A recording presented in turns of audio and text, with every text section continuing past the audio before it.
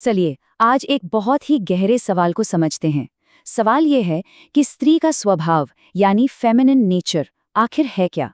हम सब ने इसके बारे में बहुत कुछ सुना है, लेकिन आज की ये पड़ताल उन सुनी सुनाई बातों और रूढ़ियों से कहीं आगे इसके असली सार को खोजने की है। तो असल सवाल यही है, जब स्त्री स्वभाव की बात होती है तो इसका असली मतलब क्या है? क्या ये सिर्फ कुछ खास तरह के व्यवहार हैं, जैसे कोमल होना या देखभाल करना, या फिर इसके पीछे कुछ और भी ज्यादा गहरा है? आइए इस सवाल की तह तक चलते हैं। देखिए, अक्सर होता क्या है कि जैसे ही ये सवाल पूछा जाता है तो जवाब में कुछ गुण सामने आते हैं। कहा जाता है कि स्त्री का स्वभाव कोमल होता है, सौम्य होता है या देखभाल करने वाला होता है। लेकिन क्या बस यही पूरी तस्वीर है? क्या ये परिभाषा काफी है? और यहीं पर भारतीय दर्शन एक बहुत ही दिलचस्प और महत्वपूर्ण अंतर बताता है। वो कहता है कि गुण और स्वभाव दो अलग-अलग चीजें हैं। गुण तो बदलते रहते हैं, मतलब कोई इंसान आज कोमल है तो कल किसी वजह से कठोर भी हो सकता है। लेकिन स्वभाव यानी जो हमारा मूल सार है वो स्थिर रहता है। तो जाहिर है, स्त्री का स्वभाव कुछ गिने चुने व्यवहारों में तो नहीं बांधा जा सकता। तो अगर व्यवहार नहीं, तो फिर सार क्या है? दर्शन इसके लिए हमें एक शब्द देता है, शक्ति। जी हाँ, शक्ति यानी ऊर्जा, बल या पावर। यही स्त्री के स्वभाव की दार्शनिक नींव है। ये कोई व्यवहार नहीं है, ये एक मौलिक ऊर्जा है। अच्छा, तो ये मान लिया कि स्त्री का स्वभाव शक्ति है। अब सवाल ये है कि ये शक्ति दुनिया में काम कैसे करती है, ये दिखती कैसे है? तो देखिए, ये शक्ति खुद को तीन मुख्य तरीकों से जाहिर करती है। चलिए इन तीन स्तंभों को एक एक करके समझते हैं।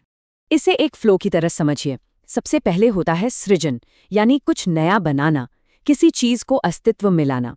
फिर आता है धारण, यानी जो कुछ बना है उसे संभाल कर रखना, उसे पोषित करना। और आखिर में है रूपांतरण, यानी समय और जरूरत के हिसाब से बदलना और बदल देना। ये तीनों मिलकर ही शक्ति का पूरा चक्र बनाते हैं। अब देखिए, जैसे ही सृजन शब्द आता है, हमारे दिमाग में सबसे पहले बच्चे को जन्म देना आता है। लेकिन ये बात उससे कहीं कहीं ज्यादा बड़ी है। एक नया आइडिया सोचना सृजन है, एक बिजनेस खड़ा करना सृजन है, एक खूबसूरत कविता लिखना या एक समुदाय को बनाना, ये सब सृजन की शक्ति के ही अलग अलग रूप हैं। सृजन के बाद जो अगला कदम है वो है धारण। ये वो शक्ति है जो बनी हुई चीजों को जोड़कर रखती है, उन्हें बिखरने से बचाती है। सोच कर देखिए, परिवार को एक साथ बांध कर रखना हो, दोस्ती के रिश्तों को सहेजना हो या किसी कंपनी के कल्चर को बनाए रखना हो, ये सब धारण करने की शक्ति का ही तो कमाल है। यूं समझ लीजिए कि ये वो गोंद है जो समाज और रिश्तों को एक साथ थामे रखती है। और फिर आता है तीसरा और बहुत जरूरी स्तंभ, रूपांतरण। ये बदलने की और बदल देने की शक्ति है। जब हालात मुश्किल होते हैं, जब कोई संकट आता है, तब यही शक्ति नए रास्ते खोजती है। ये वो कमाल का लचीलापन है जो हमें टूटने के बजाय एक नया आकार लेना सिखाता है। तो चलिए अब वापस घूमकर वहीं आते हैं जहां से हमने शुरू किया था। अगर स्वभाव शक्ति है और वो सृजन, धारण और रूपांतरण में दिखता है, तो फिर वो जो कोमलता वाली बात है उसका क्या, वो कहाँ फिट होती है? तो क्या हम ये कह सकते हैं कि कोमलता ही स्त्री का असली सार है? अब जब हम इस नए नजरिए से देखते हैं ना, तो जवाब बिल्कुल शीशे की तरह साफ हो जाता है। जवाब है बिल्कुल नहीं। कोमलता स्वभाव नहीं है, ये स्वभाव की एक अभिव्यक्ति है, एक एक्सप्रेशन है। मतलब असली सार तो शक्ति ही है, लेकिन वो शक्ति खुद को कई अलग अलग तरीकों से प्रकट कर सकती है, जिनमें से एक कोमलता है। और मजे की बात यह है कि एक ही शक्ति जरूरत के हिसाब से बिल्कुल अलग अलग रूप ले सकती है। कभी ये करुणा और कोमलता के रूप में सामने आती है, तो कभी हालात की मांग होती है कि दृढ़ता दिखाई जाए। और जब अन्याय को खत्म करने की जरूरत पड़ती है, तो वही शक्ति दुर्गा या काली का रौद्र रूप भी ले लेती है।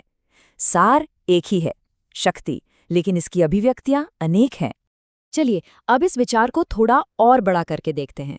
ये सिर्फ एक इंसान के स्वभाव की बात नहीं है, इसका कनेक्शन तो पूरे कॉस्मिक बैलेंस यानी ब्रह्मांड के संतुलन से है।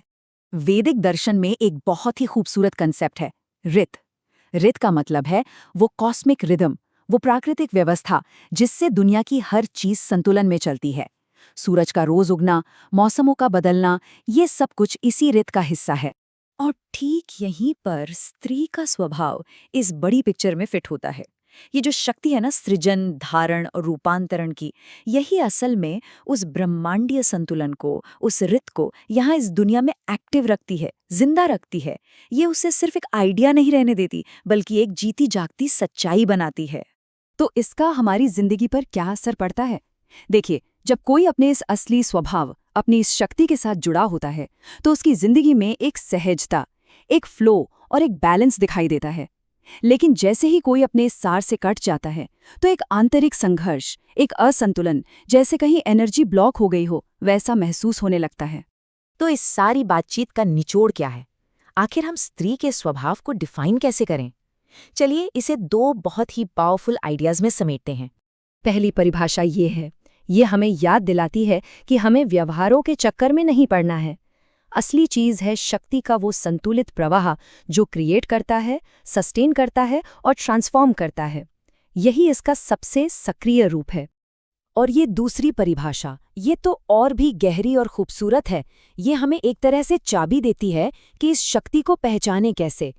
बस अपने चारों तरफ देखिए, जहां भी जिंदगी पैदा होती, पलती बढ़ती और बदलती हुई दिखे, चाहे वो एक परिवार में हो, एक बिजनेस में हो या खुले आसमान के नीचे प्रकृति में, बस समझ जाइए कि वहां स्त्री का स्वभाव अपना काम कर रहा है। तो आखिर में ये सवाल हम सबके सोचने के लिए है। इस नई समझ के साथ जब हम अपने आसपास की दुनिया पर नजर डालते हैं, तो सृजन, धारण और रूपांतरण की ये शक्ति कहाँ कहाँ काम करती हुई नजर आती है। इस पर विचार करना वाकई दिलचस्प होगा।